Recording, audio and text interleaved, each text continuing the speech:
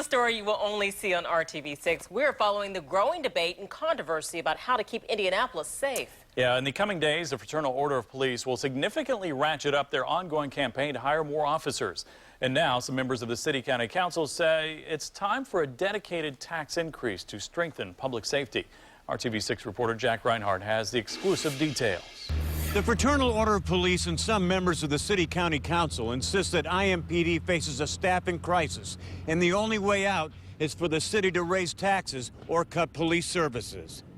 In the 8 years since the police-sheriff merger, manpower levels on Metro Police have declined to their lowest levels. And over the next 18 months, at least 100 additional officers are projected to leave the police force. We have a public safety funding crisis. There is no sustainable strategic plan to ensure that we have the level and number of officers that we need for this city. 2 weeks ago, the mayor and public safety director announced a plan to realign the department, not to put more officers on the street, but rather to assign more officers to respond to 911 calls for service. We are in crisis mode. I agree with the FOP, and I believe the mayor should take the necessary steps to provide leadership in this direction.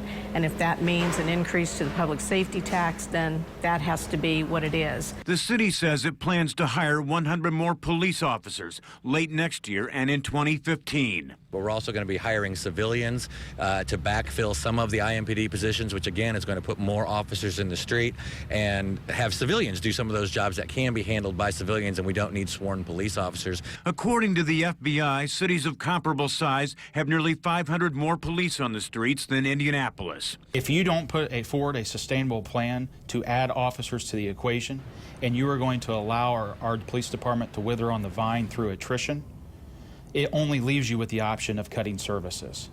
And so for now, at least, tight budgets will get more attention than more police. In Indianapolis, Jack Reinhardt, RTV6. And RTV6 has also learned today that the city is projecting a lower than expected revenue forecast for 2014. That could mean that the city won't be able to give police a 3% contractual pay increase next year.